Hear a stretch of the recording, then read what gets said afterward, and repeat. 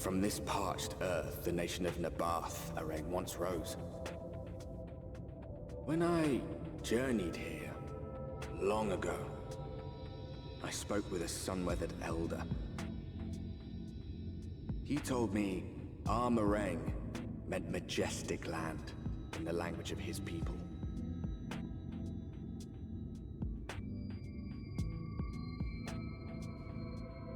And so it might still be, were it not for the light's unrelenting onslaught.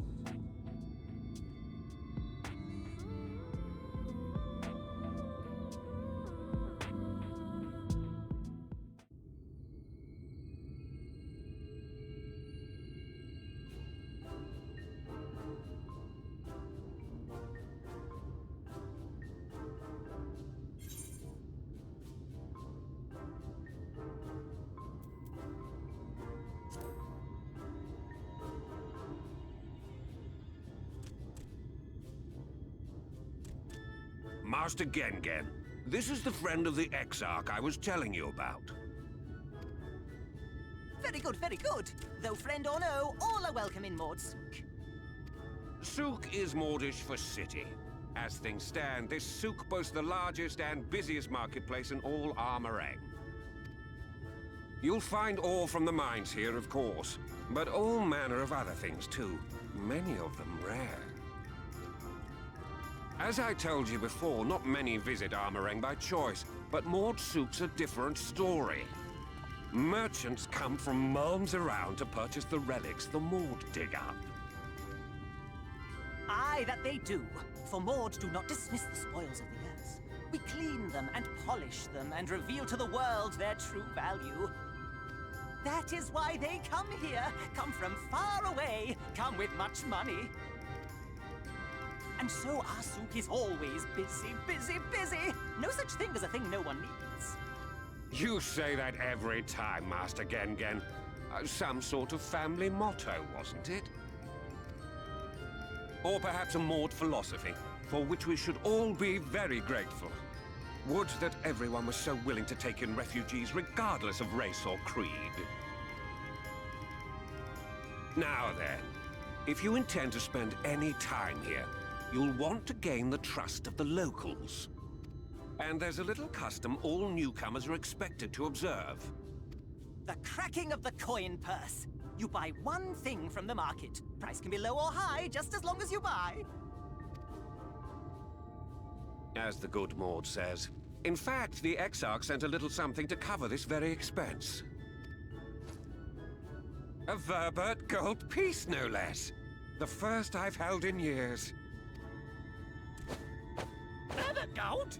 Real Verbert gold?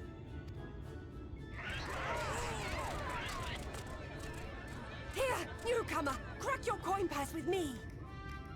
Oh no, you want my goods, newcomer. I have jars and pots all smooth and shiny. Over here! Come and look! You buy, you buy.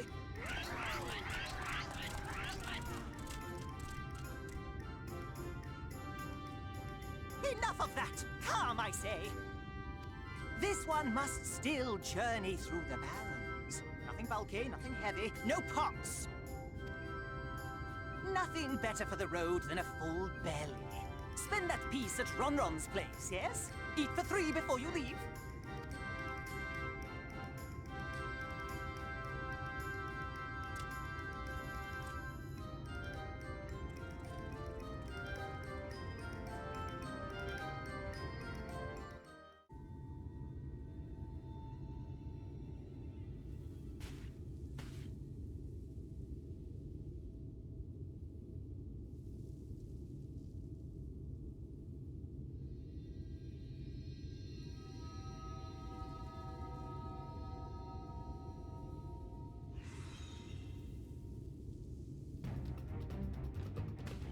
Get back here!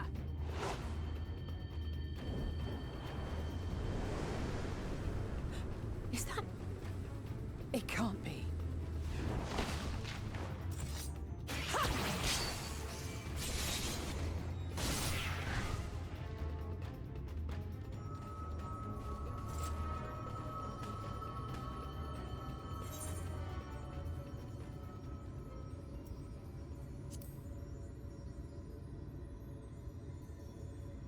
I had it under control, right up until the moment I didn't.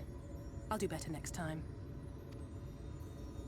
I knew you'd turn up sooner or later, but I had been hoping for sooner.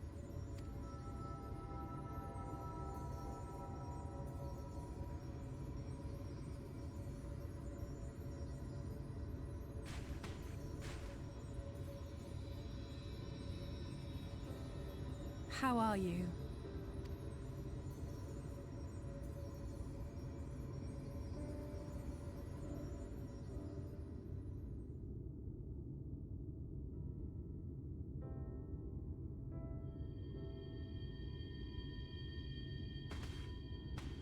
We've fought them to a standstill, then.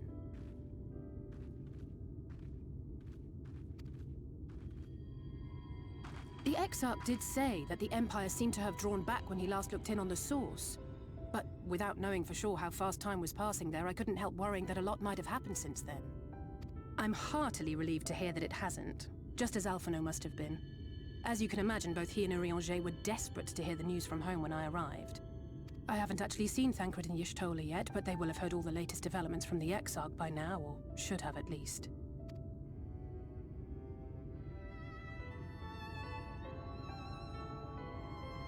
When I think of how frantic Tataru and the others must be, I want nothing more than to rush back and reassure them. But we still haven't found a way to reverse the summoning. And even if we had, we couldn't just ignore Urielge's vision. He may use 10 words where one would suffice, and they may often obscure as much as they reveal. But on this matter, he was as clear as day. I do not doubt for one moment that he saw what he claims. Nor how difficult it must have been to speak about them. The 8th Umbral Calamity and your death aren't exactly topics for idle conversation. As much as I might want to go home, I don't want to go home to that. We can't allow the rejoining to happen, which means we have to save the first from the Sin Eaters.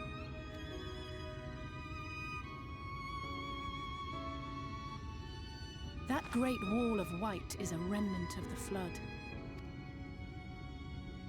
100 years ago, the balance in the First tipped decisively in favor of light.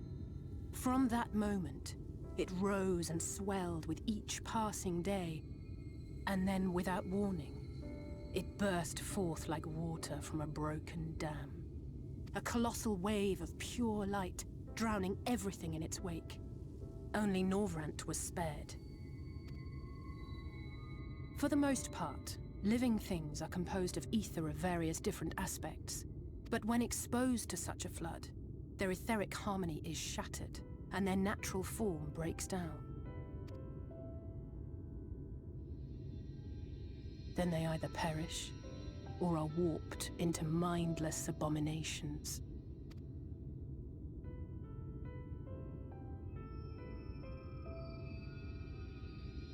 Yes, that's how the Sin Eaters came to be. They were once living creatures, or people, that were caught in the path of the Flood. Once the change is wrought, there is no going back. In that instant, they are gripped by an insatiable appetite for ether, and will happily gorge themselves on any living thing within reach. But even that is not the worst of it.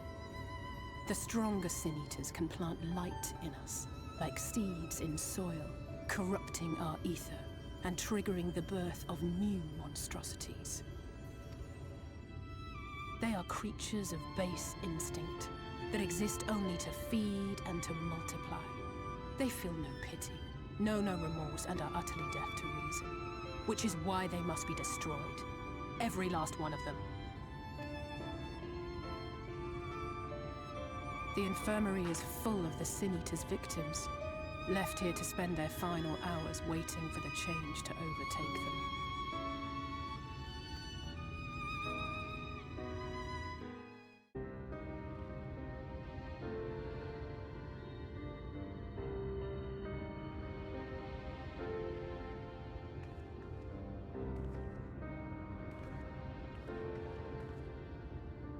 Look, over there, where the wall is broken. Do you see what lies beyond? That's what the land became after the light flooded in. An empty white nothingness. Life cannot exist in such conditions. The primordial light would wreak havoc on the body's etheric balance.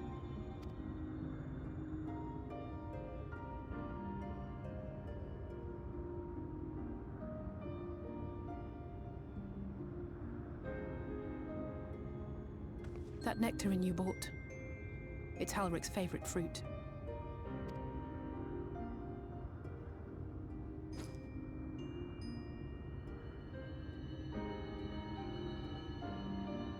Most of the patients, Halric included, survived the attacks of powerful eaters. But their fate was sealed all the same. The monster's corruption has entered their bodies, and their very essence is being subsumed by light. The twisted state of the world itself just makes matters worse. Under normal circumstances, a person's ether naturally tends to equilibrium. But for these poor souls, the opposite is true. Sooner or later, every single one of them will turn.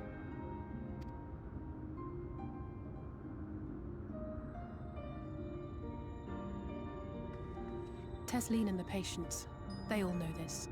They know what has to be done before the change goes too far, before the eater within takes over. The preferred method is mixing poison into their favorite food. In my time here, I've borne witness to a lot of last meals.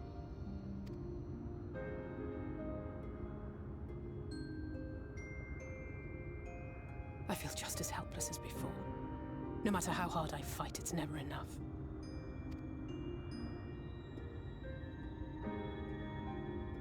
But it's a war I mean to wage, nonetheless. Speaking of wars, do you remember how I made you promise not to leave me and then promptly collapsed? Well, let's just say I had a few choice words for the Exarch concerning the timing of his summons.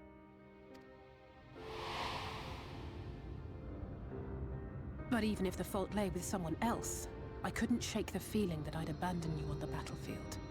So I swore that I'd make up for my absence there by making a difference here. And that's what keeps me moving forward, even when things seem hopeless.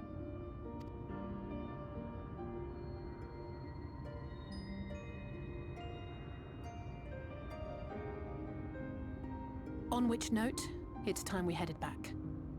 The longer we keep Tesleen waiting, the harder this will be for her.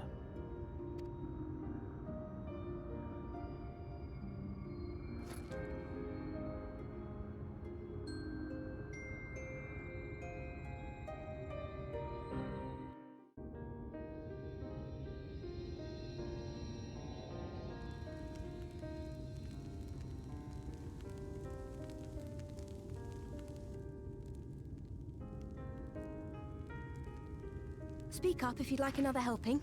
I made a little bit more than usual today. And you've added something special to the broth, if I'm not mistaken. Aye, well, it's not often we have visitors from the Crystarium, so I may have thrown in a few extra bits and bobs.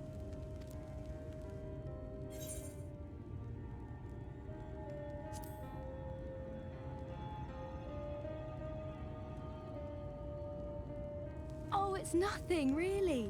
And we do so rarely have guests.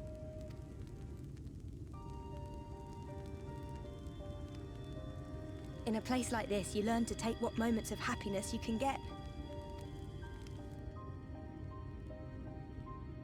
I remember when I first came here with my mother. She was showing the early signs.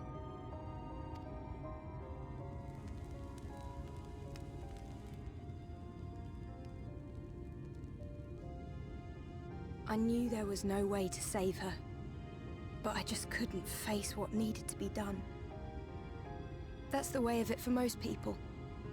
Why they travel from arms to stay here. Beaten, broken souls come to wait out the inevitable, to receive the mercy of a painless death.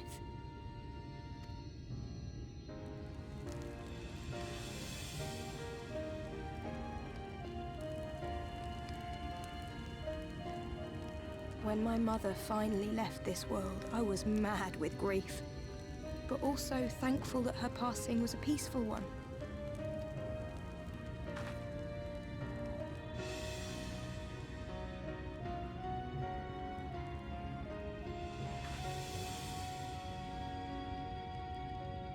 It's never easy, ending a life you've cared for, even when you believe they go on to a better place. I often find myself wishing the Warrior of Darkness would come and do that part for me. The Warrior of Darkness? You've never heard the tale? I'm not sure where it began, but every child in Northrend could tell you a version of it.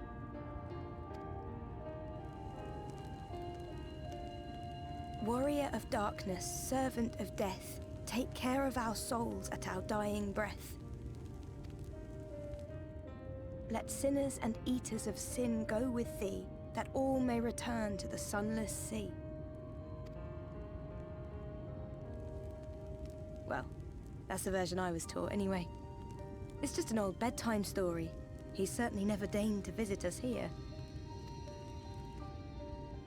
Which is a good thing, surely. He sounds rather ominous. Do you think so? I always liked the idea that he treated every soul the same, even the Sin Eaters.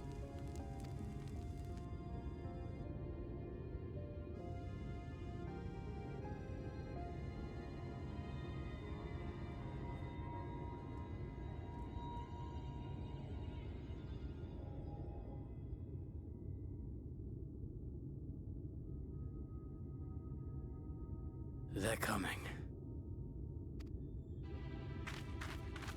Desleen!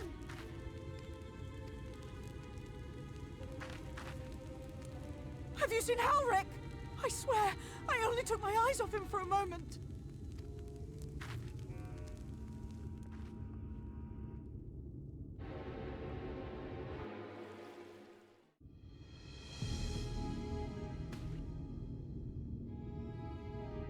Any sign of him?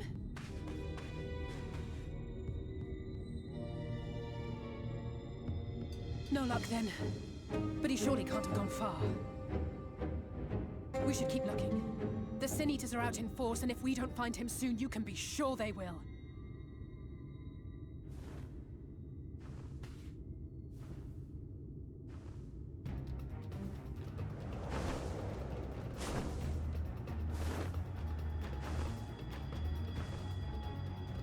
Did you see the size of that thing?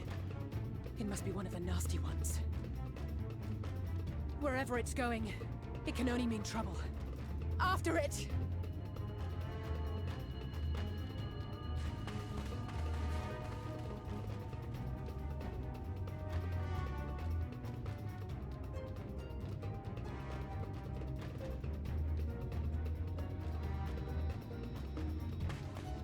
There it is!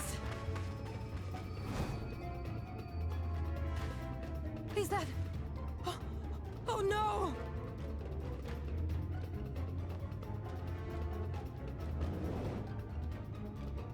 Halric!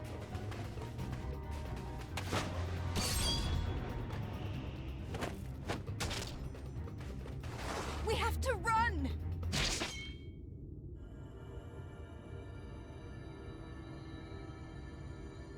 Desleen!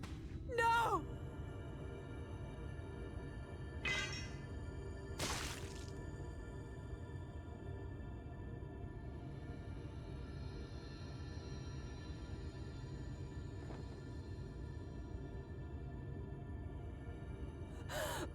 We all deserve happiness, wherever we can find it.